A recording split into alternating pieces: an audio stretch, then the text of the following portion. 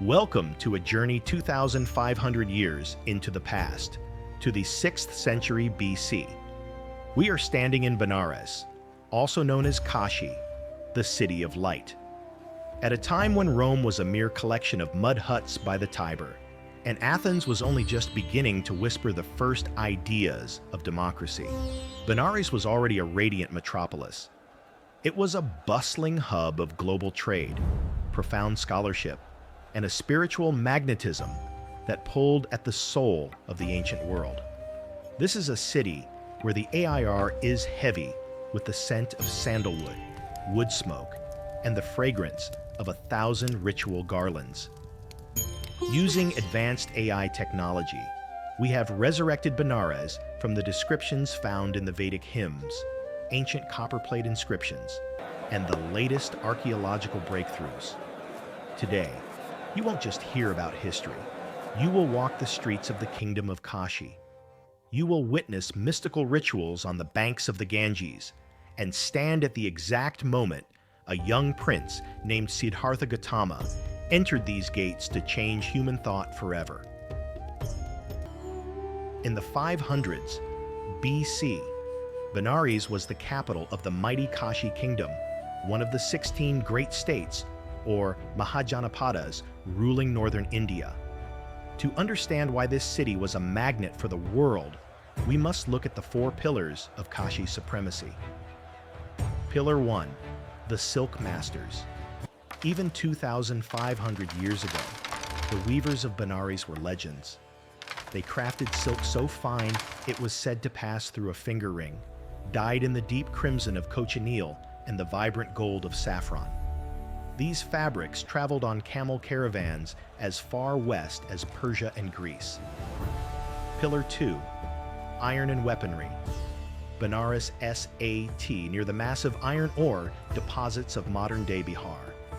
Its smithies produced the sharpest swords and sturdiest plowshares of the era, fueling both the engines of war and an agricultural revolution that was transforming the Ganges Valley. Pillar 3, the crossroads of trade. The city sat at the precise intersection of the northern road connecting the Himalayas to the southern plains.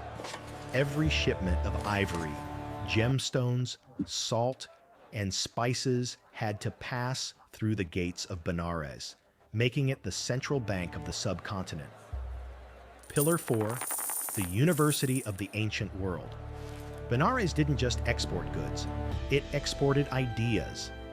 It was the gathering place for the most learned Brahmins.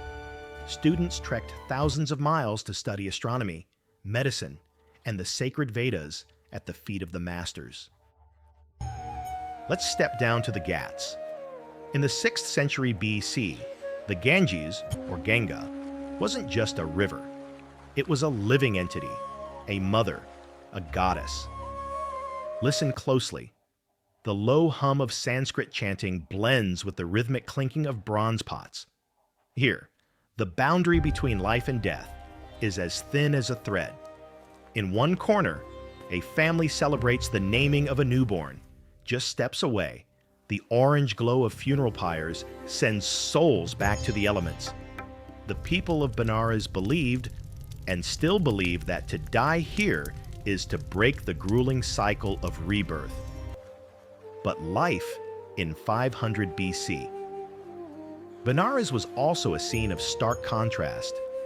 While the Brahmin elite lived in exquisite wooden palaces adorned with intricate carvings, the lower castes resided in cramped, dusty alleyways on the city's fringe.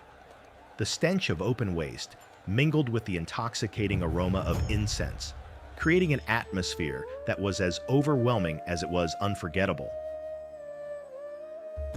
Just as 18th century Lisbon had its religious inquisitions, 6th century BC Benares faced its own spiritual crisis. The old Vedic religion had become a labyrinth of expensive rituals and mass animal sacrifices that bled the common people dry. It was into this suffocating atmosphere of dogma that a new wind began to blow. Look toward the northern edge of the city, at a deer park known as Sarnath. A young man, having just attained enlightenment under a Bodhi tree, has arrived to give his first sermon. This is Siddhartha Gautama, the Buddha. He didn't speak in the cryptic Sanskrit of the elite, he spoke in the language of the people.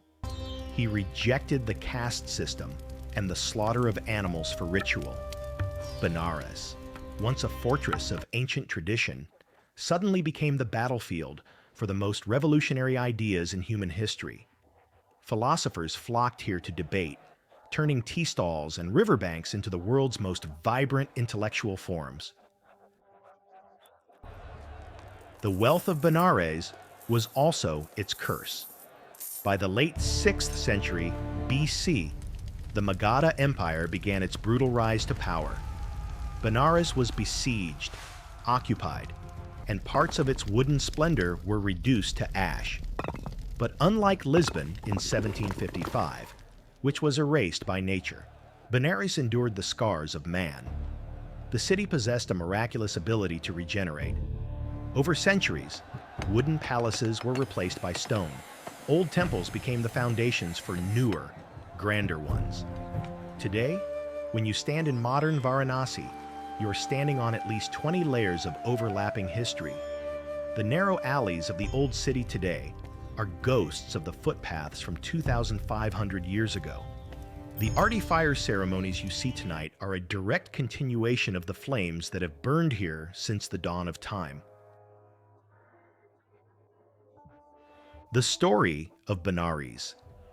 In the 500s BC is a tale of peak prosperity, intellectual explosion, and indestructible resilience. It teaches us that while buildings may crumble and empires may dissolve into dust, faith and culture are the things that cannot be burned. Benares is more than just a city. It is a state of mind. It reminds us of the brevity of human life and the frightening eternity of time. If you felt the pull of the mystery and antiquity of Benares 2,500 years ago, let us know in the comments. Which city's secrets should we uncover next using our AI lens? Should we walk the tombs of ancient Egypt or perhaps the hanging gardens of Babylon? Thanks for watching. I'm Human Chronicles, and together we'll keep history reborn. I'll see you in the next era.